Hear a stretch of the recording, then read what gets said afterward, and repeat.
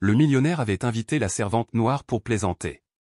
Elle est arrivée comme une diva, et toute la salle est tombée dans un silence stupéfait au moment où ils ont réalisé qu'elle n'était pas n'importe qui. Il s'agissait de Victoria Sterling, l'actuelle hôtesse principale du salon du manoir Blackwood à Beverly Hills. Les halètements ont cédé la place au rire, mais pas ceux empreints d'admiration. Non, c'était amer, malveillant et indéniablement cruel. Regardez qui a décidé d'émontrer, murmura Richard Blackwood à son entourage, levant sa flûte de cristal de Perrier Jouet. Notre chère gouvernante. Victoria Times, 35 ans, n'aurait jamais imaginé qu'elle se tiendrait dans cette pièce en tant qu'invitée, même si c'était clairement pour une blague de mauvais goût. Pendant de longues années, elle avait nettoyé chaque recoin de ce manoir, sa présence pratiquement effacée, son silence pris pour de la servitude. Elle les avait observés, leurs sourires froids, leurs salutations répétées, les masques de civilité qui tombaient au moment où ils pensaient que personne en dessous d'eux ne les regardait. Pour eux, elle était moins que l'art sur les murs, moins que les meubles polis. 3 jours plus tôt, l'invitation était arrivée. Livrée en main propre avec un sourire narquois qu'elle connaissait trop bien. Un gala de charité, avait dit Richard en glissant la lourde enveloppe dorée dans ses mains gantées. Samedi. Tenue de soirée obligatoire. Je suis sûr que tu as quelque chose d'approprié dans ta garde-robe. L'écho des rires de ses amis traînait derrière lui comme une odeur de condescendance. C'était un piège. Un piège cruel. Une invitation non pas lancée avec grâce, mais par moquerie, destinée à la réduire à une blague devant l'élite californienne. Il est même allé jusqu'à inviter la presse, des journalistes célèbres prêts à bondir comme des vautours, sous prétexte de documenter ce qu'il appelait avec suffisance, un moment éducatif. Faisons un pari, avait dit Richard à sa femme Helena la veille, tandis que Victoria passait tranquillement l'aspirateur dans le couloir. Je parie $100 000 qu'elle ne viendra pas. Et si elle vient, elle sera l'attraction de la soirée. Helena avait ri, méchamment. Tu es horrible, la taquina TL. Elle va probablement débarquer avec des vêtements empruntés et partir en courant au bout d'un quart d'heure. Mais Richard Blackwood avait négligé 2 choses à propos du Victoria Times. Premièrement, elle avait déjà vécu dans des pièces comme celle-ci, et ne s'était pas contentée de les nettoyer. Deuxièmement, certaines tempêtes ne vous détruisent pas. Elles vous apprennent à danser sous la pluie. Alors qu'elle traversait la pièce, des murmures comme des poignards la suivaient à chacun de ses pas. Sa posture était parfaite, son regard calme, sa démarche mesurée comme celle d'une reine faisant son entrée imperturbable, posée, radieuse. Comme si elle détenait dans ses os le pouvoir de bouleverser ce monde. Mon Dieu, elle est vraiment venue, siffla Patricia Weston, l'épouse du sénateur, à son compagnon. Et cette robe, où l'a-t-elle eue, ricana Vivian Chambers, fille d'un magnate du pétrole, essayant de cacher ses propres insécurités derrière du venin. Elle l'a probablement loué, et le paiera en dit versement. Mais ils avaient tort. C'est terriblement faux. Victoria n'avait pas acheté cette robe. Elle ne l'avait pas empruntée. Elle ne l'avait pas louée. Elle l'avait récupérée. D'un passé que Richard Blackwood avait tenté d'effacer. Un passé qu'il aurait tout fait pour cacher, s'il avait su qu'il existait. Richard se pavanait, la poitrine gonflée d'une fierté arrogante, entouré de milliardaires flagorneurs, certains d'avoir le contrôle de la salle. Il se prélassait dans la lueur de ce qu'il croyait être son triomphe. Victoria, qu'elle est agréable, surprise, dit-il, assez fort pour que tout le monde l'entende. Je n'ai jamais douté de ta venue. Après tout, quand quelqu'un comme toi reçoit une invitation à un événement comme celui-ci. Une personne comme moi. La voix de Victoria transperça la pièce comme de la soie sous une lame cachée. Richard rigola, essayant de terminer sa phrase, mais pendant un bref instant, quelque chose dans sa voix, son calme, sa confiance le fit vaciller. Pourtant, il a continué. Eh bien, vous savez, quelqu'un qui ne fréquente pas habituellement ce genre d'endroit. Vous devez vous sentir très intimidé par toute cette élégance. Le sourire de Victoria n'était pas nerveux. Ce n'était pas soumis. C'était serein. Dangereusement serein. Intimidé, répéta-t-elle en le regardant dans les yeux. Son regard frappait comme une vague, stable, puissant et impossible à détourner du regard. Non, Richard, dit-elle d'une voix aussi claire que du verre taillé, je me sens exactement là où j'ai toujours appartenu. Le silence qui suivit fut bref, quelques secondes seulement, mais il transforma l'atmosphère de la pièce. Quelque chose dans sa façon de parler, de bouger existait, réécrivait les règles selon lesquelles ces gens vivaient. Richard s'éclaircit la gorge, essayant de récupérer la vedette. Eh bien, j'espère que vous passerez une bonne soirée. Je suis sûr qu'elle sera instructive. Oh, j'en suis sûr, répondit Victoria, ses yeux parcourant lentement les invités, comme si elle mémorisait chacun de leurs visages pour plus tard. Aussi instructif pour vous, que cela le sera pour moi. Et ce que les invités ne savaient pas encore, alors qu'ils serraient leur flûte et chuchotaient derrière leurs doigts manucurés, c'est que le Victoria Times détenait un secret. Un secret suffisamment puissant pour être dévoilé ce soir-là, point par point, jusqu'à ce que toute la mascarade s'effondre. Richard s'amusait encore plus qu'il ne l'avait prévu. Elle n'avait pas fondu en larmes. Elle n'avait pas fondu sous leur rire. Elle avait tenu bon, grande, immobile, radieuse, et cela, d'une certaine manière, commença à le ronger. « Mes chers amis, dit Richard à voix haute, en faisant teinter une cuillère en argent contre son verre. J'aimerais vous présenter notre invité spécial ce soir. Victoria Times. Notre fidèle gouvernante. » La salle éclata d'un rire cruel. Les appareils photo des téléphones ont clignoté comme des éclairs tandis que les mondains capturaient le moment pour leur flux moqueur. « Richard, murmura Helena avec un faux froncement de sourcils, tu ne penses pas que tu es un peu trop cruel ? Richard éclata de rire. Je lui offre une expérience inoubliable. Quand quelqu'un voudrait ils sont, est-ce que vous vous retrouverez à nouveau dans un cercle comme celui-ci ? Victoria ne bougea pas. Elle se tenait immobile au centre de la pièce, un calme dans l'œil de leur tempête.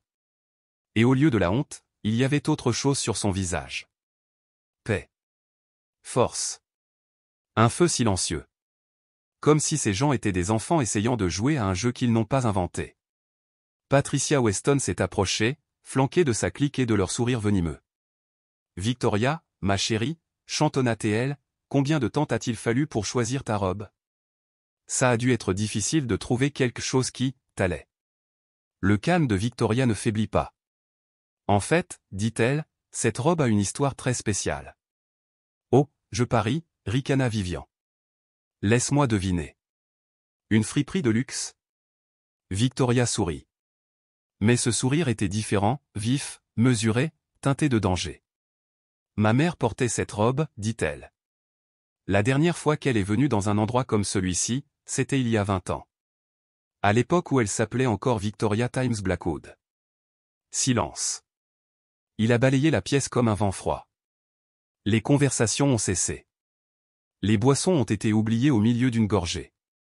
Richard se retourna lentement, la couleur quittant son visage.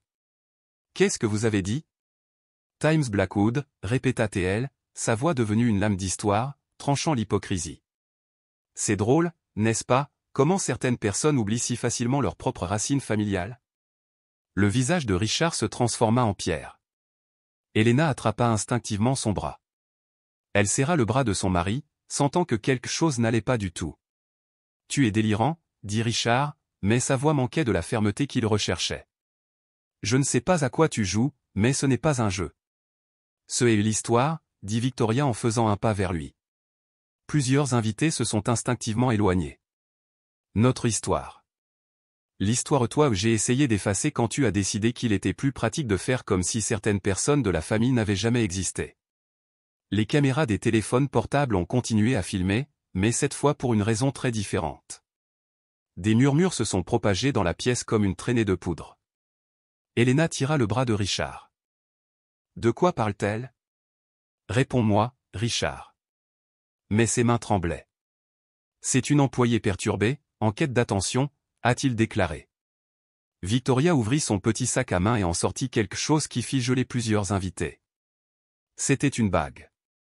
Pas n'importe quelle bague. La bague de fiançailles. La bague traditionnelle de la famille Blackwood, gravée du blason familial, sertie du saphir bleu distinctif transmis de génération en génération. Cette bague, dit Victoria en la tenant bien haut pour que tout le monde la voie, a été donnée à ma mère par son père, Henry Blackwood. Mon grand-père. L'homme dont vous avez dit à vos enfants qu'il était mort sans laisser d'héritier. Le visage de Richard a changé. Maintenant visiblement secoué, il a craqué. Où as-tu trouvé ça ? Comment oses-tu voler ? Voler ? Victoria rit, mais le son ne contenait aucune trace d'humour. Tu ne peux pas voler ce qui t'appartient de droit depuis ta naissance. Patricia Weston, qui regardait de l'autre côté de la pièce, se pencha vers son amie et murmura. « Mon Dieu, tu crois qu'elle dit la vérité ?» « Impossible, » murmura Vivian. Mais sa voix trahissait son doute. « Richard nous l'aurait dit, s'il avait eu un cousin. » Victoria tourna légèrement la tête. « Un cousin ? » ?»« Non, mes chéris. Je ne suis pas le cousin de Richard. » Elle regarda Richard droit dans les yeux, son regard inébranlable. « Je suis sa demi-sœur. » La salle explosa en halètements et en murmures stupéfaits. Richard avait l'air d'avoir été frappé par la foudre. « C'est ridicule, » cria-t-il, la voix brisée. « Mon père saurait jamais. Tu inventes tout ça. Henry Blackwood a eu une liaison avec ma mère, Isabella Times, pendant 5 ans, a insisté Victoria, implacable. Elle était la professeure de piano de la famille. Quand elle a découvert qu'elle était enceinte de moi, ton père a promis de prendre soin de nous. Et il a tenu cette promesse jusqu'au jour de sa mort. » Helena avait maintenant une main pressée sur sa bouche, regardant la confrontation se dérouler comme un désastre au ralenti. « Toi, » dit Victoria en désignant directement Richard.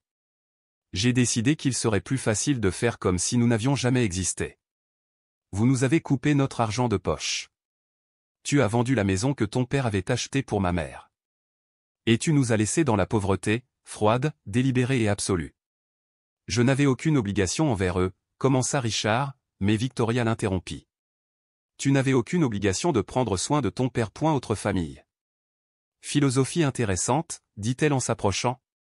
Considérant que vous avez hérité tout 100% d'une fortune qui n'était pas censée être à vous seul. Le poids de ces mots commença à peser sur elle.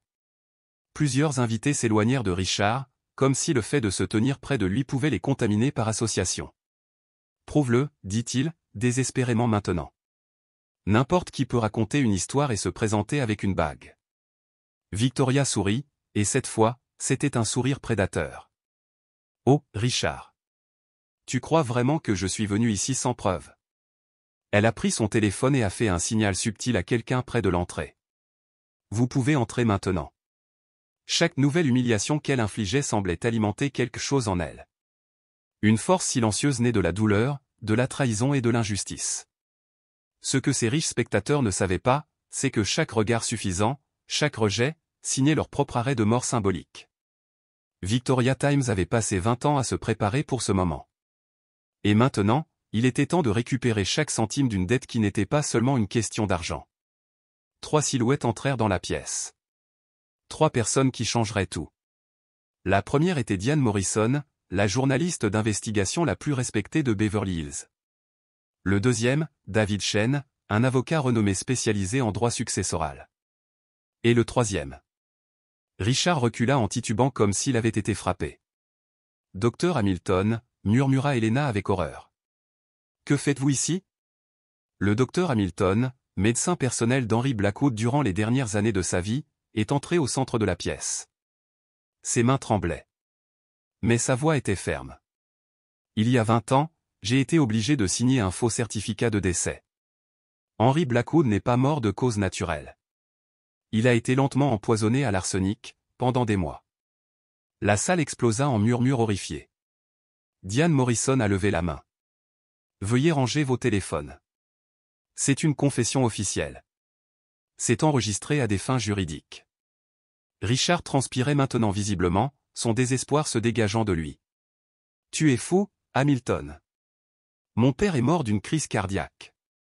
Votre père a découvert les malversations que vous commettiez au sein de l'entreprise depuis des années, » répondit le médecin. Il a modifié son testament pour inclure Victoria. Il était sur le point de vous dénoncer à la police, lorsqu'il a commencé à présenter des symptômes. Victoria resta silencieuse, les larmes coulant sur ses joues. Enfin. Finalement, quelqu'un disait la vérité. David Chen ouvrit sa mallette et en sortit un dossier. Cet échantillon de sang a été testé la semaine dernière par un laboratoire indépendant. Les niveaux d'arsenic étaient mortels. « Tu inventes ça » hurla Richard, la voix défaillante. « C'est un complot, un piège, pour me ruiner. » Diane Morrison s'est avancée. « Monsieur Blackwood. J'ai les transcriptions de 5 conversations entre vous et le docteur Hamilton de 2003 et 2004. Dans lequel vous avez menacé de ruiner sa carrière. » Victoria s'avança alors, sa voix comme une lame coupant la tension.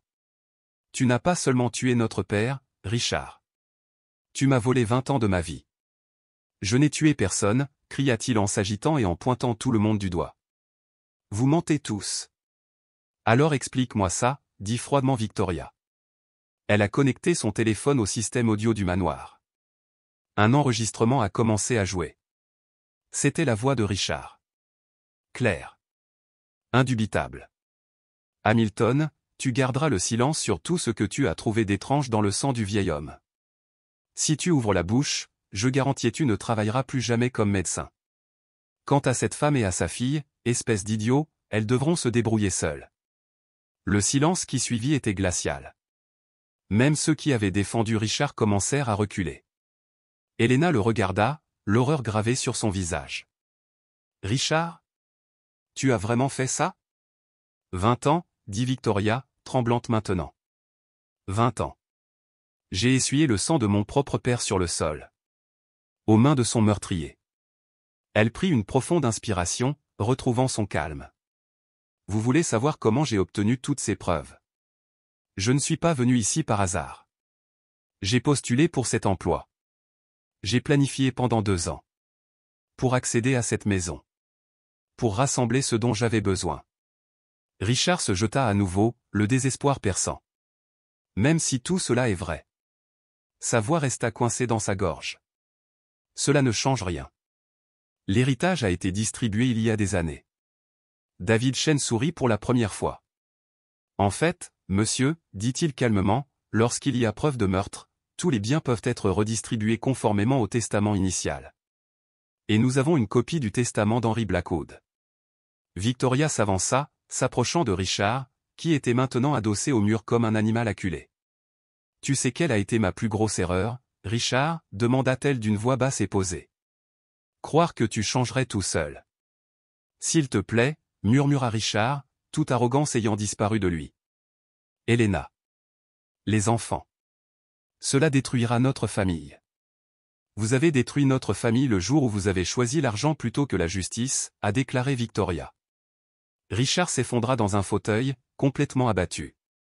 La transformation du millionnaire arrogant en criminel dénoncé avait pris moins de 2 heures.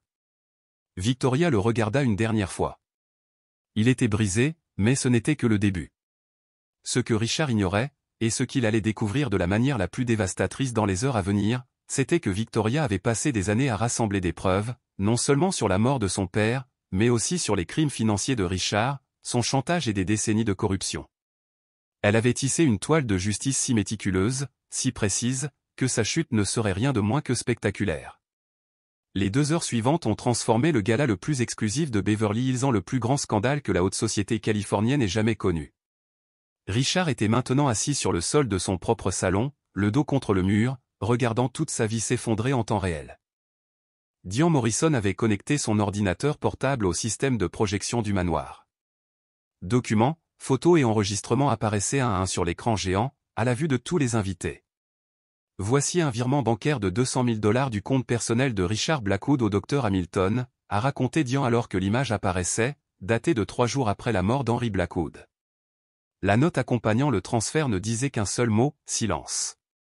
Elena se tenait maintenant à l'autre bout de la pièce, aussi loin que possible de son mari, pleurant silencieusement alors qu'elle digérait 20 ans de mensonges. Et ceci, a poursuivi Diane, est un enregistrement de Richard discutant avec son comptable de la manière de dissimuler le détournement de fonds de l'entreprise. La voix de Richard résonna dans la pièce. Je veux que tu fasses les calculs. Si quelqu'un découvre que j'ai retiré 20 millions de dollars ces 5 dernières années, je suis ruiné.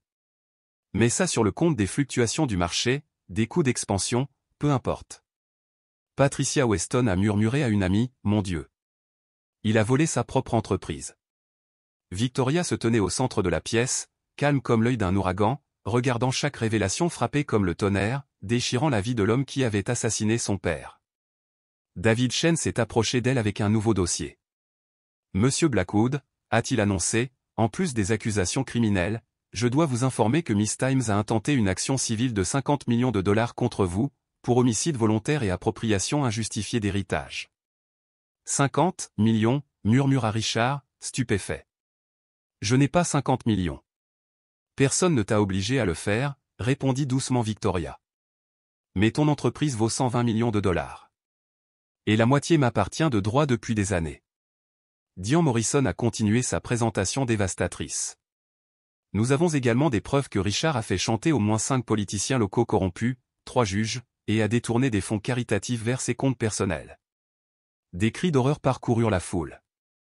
Les invités qui se disaient autrefois amis de Richard s'éloignaient à présent, comme si leur proximité avec lui risquait de ternir leur réputation. Victoria, grogna Richard, brisé, je t'en prie. Tu as eu ce que tu voulais. Arrête. Elle s'agenouilla devant lui, croisant son regard brisé. Richard, tu as tué notre père. Tu as volé ma famille, mon héritage, ma dignité. J'ai dû laver le sang de tes mains pendant 2 ans. Je peux te dédommager, murmura-t-il désespérément. Il n'y a pas de compensation pour 20 ans d'injustice, répondit-elle froidement. Mais il y a des conséquences. Le téléphone d'Elena vibra. C'était l'un de leurs enfants qui appelait de l'université. Maman, tout va bien, mais il est écrit en ligne que papa est un meurtrier. Elena regarda Richard avec dégoût, sa voix tremblant de rage. Vos propres enfants découvrent quel genre de monstre vous êtes, grâce à Internet. Richard a essayé de se lever, mais ses jambes l'ont lâché. Elena, s'il te plaît, les enfants. Non, cria-t-elle, réduisant la salle au silence. Vous ne parlez pas de nos enfants. Vous les avez humiliés à jamais. Le docteur Hamilton s'est avancé. Mademoiselle Times, j'ai déjà contacté la police. Richard sera arrêté aujourd'hui. Pour meurtre, demanda Victoria. Meurtre, fraude, chantage, fraude fiscale. Il passera le reste de sa vie en prison. Victoria se tourna vers les invités stupéfaits, qui la regardaient maintenant avec un mélange d'admiration et de peur. Je veux que tout le monde ici comprenne une chose. Je n'ai pas fait ça par vengeance. Je l'ai fait pour la justice, pour tous ceux qui ont été piétinés par des hommes comme Richard Blackwood. Patricia Weston s'approcha d'elle avec hésitation. Nous sommes désolés. Nous ne savions pas. Tu le savais, dit Victoria d'une voix assurée.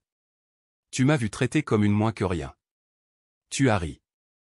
Tu t'es jointe à moi. La seule différence, c'est que maintenant, j'ai plus d'argent que toi. Les sirènes hurlaient dehors. Les policiers sont entrés dans le manoir. Richard regarda Victoria une dernière fois. Tu as détruit ma vie. Non, dit-elle en se redressant. Tu as détruit ta vie en choisissant le mal. J'ai simplement fait en sorte que la vérité soit révélée. Alors que Richard était escorté devant le même salon où il l'avait autrefois humilié, Victoria se dirigea calmement vers la véranda. Dehors, des dizaines de journalistes attendaient aux caméras, micros, flash. L'histoire s'était déjà répandue. Elena la rejoignit. Victoria.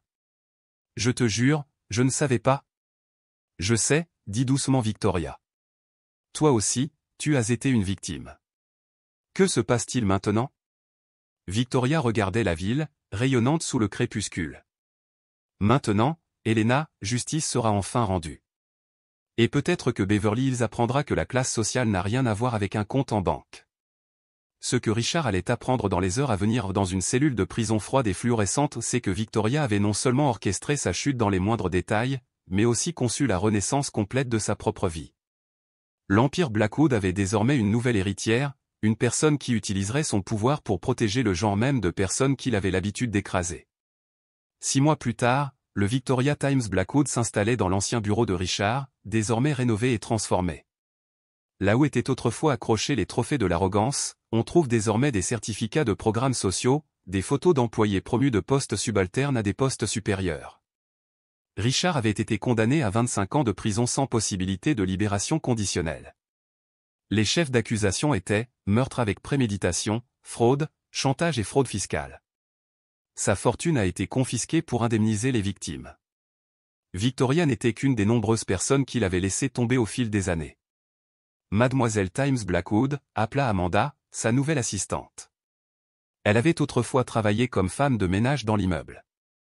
Le magazine Forbes est là pour l'interview. Victoria sourit.